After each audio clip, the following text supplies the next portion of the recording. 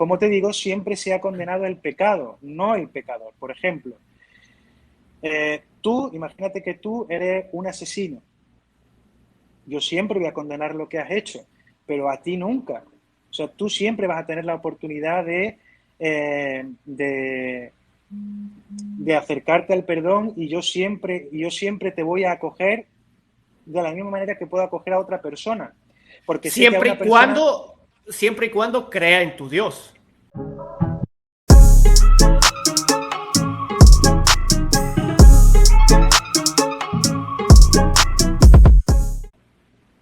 Eh, Otra cosa más, Rafael, y con esto para agradecerte muchísimo, no robarte igual más de tu tiempo y agradecerte mucho la conversación, el hecho de que te hayas animado a conectarte y la paciencia. Estamos hablando del mismo Dios en Latinoamérica, ya que tú eres español, estás en el Perú, sacerdote, católico, pero después de todo es el mismo Dios, pero hay muchas versiones de la Biblia y Sí, cada quien le entiende a su manera. ¿Por qué si es el sí. mismo Dios? ¿Qué sucede aquí? ¿Qué piensas que pasó? ¿Qué les salió mal? Porque eso les dividió a ustedes en un montón. Sí. Mira, lo primero que te voy a decir te va a hacer gracia, pero yo quiero darte las gracias a ti por eso, porque desde que había venido de España no había tenido la oportunidad de discutir con ningún ateo. Y aquí todo lo que hay son sectas y la verdad es que la discusión con ellos es de muy bajo nivel, porque no, tampoco ni siquiera conocen la Sagrada Escritura, ¿no? Ellos conocen citas, ¿no? Citas que además las tienen como subrayadas para atacar a la Iglesia Católica y es lo único que saben. Y en el momento en el que le argumenta, ellos saltan a otra cosa y no siguen con ese argumento, ¿no? Entonces es muy aburrido discutir con ellos. Así que por eso a ti, que eres ateo y que por lo menos das argumentos, te doy las gracias por eso. ¿Por qué hay tanta división? Bien, siempre siempre, de manera sistemática, se han producido por motivos políticos y no religiosos. Por ejemplo, la separación primera que se produjo más grande, más significativa, ¿no? Entre la Iglesia Católica, o sea, la Iglesia de Occidente, y la Iglesia Ortodoxa, que era la Iglesia de Oriente, ¿no? Del Imperio Romano de Oriente, se produjo porque el patriarca de Constantinopla, que era el que ocupaba la sede donde vivía el emperador, se creía con más importancia, por lo menos de la misma importancia que el Papa, ¿no? Y por estas Ya. cuestiones políticas, el Papa y él se pelearon y dijeron, mira, pues yo te excomulgo, tú me excomulgas y ya está. Tú vives ya tu vida, yo vivo la mía. Además, Pero nosotros. Rafael, aquí una cosa, solo es una aclaración, aquí una cosa. Por ejemplo, lo que tú dices es correcto. Es que ellos como individuos quieren un poco más de poder. Pero vamos al hecho de que comienzan a cambiar el mensaje mismo de la Biblia. No, Y no, no, estamos no, no, hablando del no. mismo Dios. No, no, no. Los ortodoxos no cambian nada de la fe. De hecho, ellos mantienen la sucesión apostólica, ellos mantienen los sacramentos, ellos lo mantienen todo igual. Ahí se ve claramente que la única separación fue una separación política, ¿no? Ya. O sea, lo único que ellos tienen en contra de la Iglesia Católica es no aceptamos la autoridad del Papa. Es lo único, ¿no? Luego vino la Y en separación cuanto a de la los Iglesia. cristianos, y en cuanto a los cristianos, testigos de Jehová, por ejemplo. Bien, esos son, por así decirlo, a raíz de Lutero, que no había sido el primero, que había dicho lo mismo que él que estaba diciendo, ¿no? Lutero empezó a escribir una tesis en contra de la venta eh, de unas, por así decirlo, unas bendiciones que se daban para los difuntos. Y a partir de ahí hubo unos cuantos príncipes alemanes que lo agarraron y lo protegieron y lo impulsaron para separarse de la Iglesia Católica. Del mismo modo con la Iglesia Anglicana. El rey quería divorciarse de su mujer, que por cierto era española, Catalina de Aragón, pero como no le daba hijos, quería divorciarse de ella. El Papa le dijo que no podía, esa es nuestra fe, ¿no? Y entonces él dijo, tú no me dejas, pues entonces yo me monto mi iglesia y yo permito el divorcio y así me puedo divorciar. Y así fue pasando con todas las ramas protestantes que se sucedieron en el siglo XVI. Y a raíz de esas en las que Lutero dice sola fe, sola escritura, se le da licencia a las iglesias a que interpreten como ellas quieran la Sagrada Escritura, de tal manera que si yo tengo una interpretación diferente a la tuya, pues me voy y monto una iglesia diferente. Y por eso ahora aquí hay tantísimas sectas, porque Pues además se sí. ve como un negocio. Además se ve como un negocio. Tú no sé si sabes que las sectas tienen el diezmo mensual. Eso es innegociable. Si tú, a mí me hace Oye, mucha gracia, Rafael, ¿no? pero el catolicismo también tenía esto de que dabas una cantidad de dinero antes y tenías abierto el cielo, o te daba un pase hacia el cielo en su época. No, no, no, no era así, no era así. Es cierto que el donativo, ¿no? El hecho de para que lo entienda, la penitencia de dar una limosna es algo que te puede ayudar a llegar al cielo. Pero no me sirve absolutamente de nada si yo soy un asesino en serie, que yo pague un diezmo, ¿no? Y así ya vaya al cielo. Eso nunca lo ha hecho la Iglesia Católica. Sin Las, embargo, las las, indulgencias, las indulgencias, justamente. las indulgencias no eran para nosotros, o sea, no eran para ti, para mí que estamos vivos, las indulgencias eran para las personas que estaban en el purgatorio. Y se consideraba que como el hecho de desprenderse de dinero era una penitencia, igual que a lo mejor, pues no sé, estar una hora de rodillas, ¿no? O una penitencia es dar dinero, pues si tú dabas dinero, no a lo mejor a la iglesia, sino a un pobre que lo necesita o a cualquier otra persona, esa limosna sirve para alcanzar un mérito que pueda ayudar a esa persona a salir del purgatorio. Pero siempre como algo opcional, optativo. En las sectas no es optativo. De tal manera que si tú no pagas tu diezmo mensual, se supone que no te salvas. Ahí sí que hay que Bueno, pagar. eso sí es verdad, pero de todas maneras, al menos en cuanto a la historia en el catolicismo, también esto de las indulgencias era ese pago a sacerdotes para que claramente pues puedas acceder por algún perdón o puedas tener Pero acceso al cielo en este caso. lleva razón, pero siempre fue algo optativo. Optativo, no era algo obligatorio. Pero qué chistoso, o sea, es optativo, te vas a ir al infierno. Si quieres ir al cielo, No, deja no, una no, no, no, no, monedita no, por no. aquí, si no, no. No, no, no, no, no, no, no, no, no, no es eso. Tú puedes ir al cielo sin conseguir, o sea, sin dar ninguna limosna. Puedes ir al cielo, puedes hacer otras cosas. Si yo, por ejemplo, soy pobre, ¿cómo, cómo me pago el cielo? No puedo. Eso la Iglesia jamás lo ha dicho. O sea, tú puedes conseguir por medio de la limosna una ayuda que te pueda servir para ir al cielo. Y me explico, yo doy una limosna, eso me ayuda a ser desprendido, me ayuda a no poner mi corazón en el dinero y así, desprendiendo mi corazón del dinero, apego más mi corazón a Dios para llegar al cielo. Pero nunca se puso como algo obligatorio en el sentido de que si no das dinero no puedes ir al cielo, como si hubiera que pagar una entrada, como el que entra a una discoteca. No, no, no, no, eso nunca. Ya. Rafael, ¿ustedes los sacerdotes tienen sueldo? Claro que sí. ¿De qué voy a vivir si no? No, no, por supuesto, solo era justamente una pregunta a la persona directa Uh -huh, que eres tú sobre el caso. uh Una -huh. opinión muy Sí. personal y con esto para Uh -huh, justamente terminar. La iglesia, tú como uh -huh, sacerdote, uh tú -huh, como católico, ¿qué uh -huh. opinas de la homosexualidad? Pues mira, yo creo, y la Iglesia siempre ha creído, ¿no?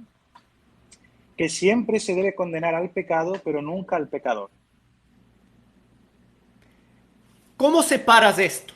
O sea, al final de cuentas, bajo ese Claro, concepto, las personas homosexuales de cierta manera, han sufrido bastante por personas creyentes sobre todo. más siempre, te voy a decir, más siempre por la rama de los protestantes, no tanto de los católicos. Ya. Entonces tú como Eh, católico, ¿cómo es la posición un poquito de la iglesia, ya que tú eres parte de la iglesia? como te digo, mira, por ejemplo, en Inglaterra, ¿no? Si han visto la película de Enigma, ¿no? Este científico que consiguió descifrar a través de la primera computadora, ¿no? La máquina de los alemanes en la Segunda Guerra Mundial, a él se le condena por el hecho de ser homosexual, ¿no? Esto ocurre en Inglaterra. Eso en mis cortas entenderás, jamás ha ocurrido, por ejemplo, en Latinoamérica, jamás ha ocurrido en España, ¿no? Que son países prominentemente católicos. Como te digo, siempre se ha condenado el pecado, no el pecador. Por ejemplo, tú, imagínate que tú eres un asesino. Yo siempre voy a condenar lo que has hecho, pero a ti nunca. O sea, tú siempre vas a tener la oportunidad de acercarte al perdón y yo siempre te voy a acoger de la misma manera que puedo acoger a otra persona. Porque sé que a una persona... Siempre y cuando crea en tu Dios. No, vaya, no, nunca. Mira, las personas somos libres. Esto es lo primero que tienes que entender de las personas creyentes, es que nosotros creemos en la verdad y en la libertad. ¿Entiendes? Pues si tú quieres creer en Dios, bendito sea. Tú quieres ser ateo, opción tuya, yo no te puedo obligar, ni te voy a obligar. ¿A mí me gustaría que te convirtieras? Pues sí. ¿Por qué? Porque yo he conocido una verdad que me hace inmensamente feliz y que me salva, y que yo sé que me salva, y me gustaría que tú la conocieras también. Pero por eso no te voy a obligar, ni te voy a despreciar, ni te voy, pues no sé, a ignorar, ¿no? Lo mismo pasa con la persona que es homosexual. El hecho de que esté cometiendo un pecado, que lógicamente como cualquier otro, ¿no? Es un pecado que hay que condenar, eso no quiere decir que condene a la persona. A mí cuando se me acerca una persona así a la confesión, Ya. yo la acojo. No le miro raro ni le digo, que no me toque, se me vaya a contagiar. No.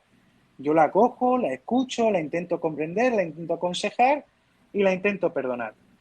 Pero ni mucho menos a la persona se la desprecia y ni mucho menos se considera que sea el pecado más grave. Por ejemplo, si yo como sacerdote que soy consagrado a Dios, yo tuviera una aventura con una mujer, ese pecado es peor todavía. Ese pecado es más grave. Pero de todas maneras espero este mensaje sobre todo llegue a las mismas personas creyentes, ya que prácticamente el problema es exactamente este grupo de fans que también adoran al Dios que defiendes, Rafael, y en realidad ellos son los que mal utilizan o se creen superiores por el hecho de creer, simplemente por el hecho de creer en Dios y hacen de menos a la gente por sus diferentes formas de pensar que no concuerdan con tal vez en este caso, hablando por ti directamente, con el catolicismo. Pero de todas maneras, pues ojalá el Esa mensaje fe, que das pero claro, sea es que también bien eso es lo que recibido. tienen, eso es lo que tienen que comprender las personas que tienen fe. O sea, si yo condeno a una persona por su pecado, es que no he leído el Evangelio. ¿Qué hacía Jesucristo? Si Jesucristo no hacía más que acoger a los pecadores. Y cuando uno tiene fe, lo primero que descubre es que el más pecador soy yo. Porque yo me conozco a mí mismo y conozco mis pecados. A ti no te conozco, no conozco tus pecados. Por lo tanto, a ti te tengo que tener en mejor estima. Porque por lo que yo sé, tú eres mejor que yo. Porque yo sé cuáles son mis pecados. Sé que soy pecador. Y a lo mejor he cometido pecados peores que los que pueda cometer a lo mejor un homosexual. Entonces, ¿quién soy yo, dice Jesucristo, para juzgar a la otra persona? Más bien, acógelo, dale un abrazo y dile, bueno, lo mismo que le decía Jesucristo en el Evangelio a los pecadores.